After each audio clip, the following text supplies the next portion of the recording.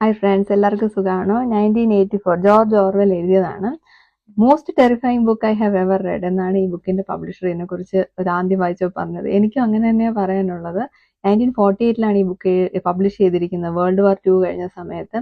അപ്പൊ ഇത് 1984 ഫ്യൂച്ചറിൽ എന്താ സംഭവിക്കുന്നതിനെ കുറിച്ചുള്ള ഒരു ഫിക്ഷനാണ്. അപ്പൊ ഇത് 3 സൂപ്പർ പവേഴ്സ് ഉണ്ട്: Oceania, Eurasia, East Asia. Oceania UK-യും US-ഉം ഉള്ള സഖ്യം, പിന്നെ യുറേഷ്യ എന്ന് പറയുന്നത് റഷ്യയും അടുത്തുള്ള കുറച്ച് യൂറോപ്യൻ കൺട്രീസും, ഈസ്റ്റ് ഏഷ്യ എന്ന് പറയുന്നത് ചൈനയും അതിൻ്റെ അടുത്തുള്ള കൺട്രീസ്. ഈ 3 രാജ്യങ്ങളും തമ്മിൽ എപ്പോഴും വാറാണ്. അപ്പൊ ഈ ബുക്കിൻ്റെ ഈ വാർ എന്തിനാണെന്നും വാറിൽ കൊണ്ട് ആർക്കാണ് ബെനിഫിറ്റ് എന്നും എല്ലാം ഇതിൻ്റെ അത് പറയുന്നുണ്ട്. കുറച്ച് ഹിസ്റ്ററി, നമുക്ക് പൊളിറ്റിക്സിന് മനസ്സിലാക്കാൻ കുറച്ച് നല്ലൊരു ബുക്കാണ്. ഒരു പാർട്ടി ഉണ്ട്, ഇങ്സോക്ക് എന്നാണ് ആ പാർട്ടി. ഇംഗ്ലീഷ് സോഷ്യലിസത്തിന്റെ ഷോർട്ട് ഫോം ആണ്. ആ പാർട്ടിയാണ് ഓഷ്യാനെ കൺട്രോൾ ചെയ്യുന്നത്. Big Brother is always watching. Big Brother is watching എന്ന ഫ്രേസ് വന്ന ഈ ബുക്കിൽ നിന്നാണ്. അപ്പൊ ബിഗ് ബ്രദർ ആണ് ഈ പാർട്ടിയുടെ ടോപ്പ്. പുള്ളി എപ്പോഴും ഈ പാർട്ടി മെമ്പേഴ്സിനെയൊക്കെ വാച്ച് ചെയ്തുകൊണ്ടിരിക്കുകയാണ്. അപ്പൊ ഇതിന്റെ ഒരാള് പാർട്ടിക്ക് എതിരായി പ്രവർത്തിക്കുമ്പോൾ അയാൾ അനുഭവിക്കുന്ന ടെററും പെയിനുമാണ്, പാർട്ടിയുടെ ടോർച്ചറുമാണ് ഈ ബുക്കിന്റെ തേർഡ് പാർട്ട്.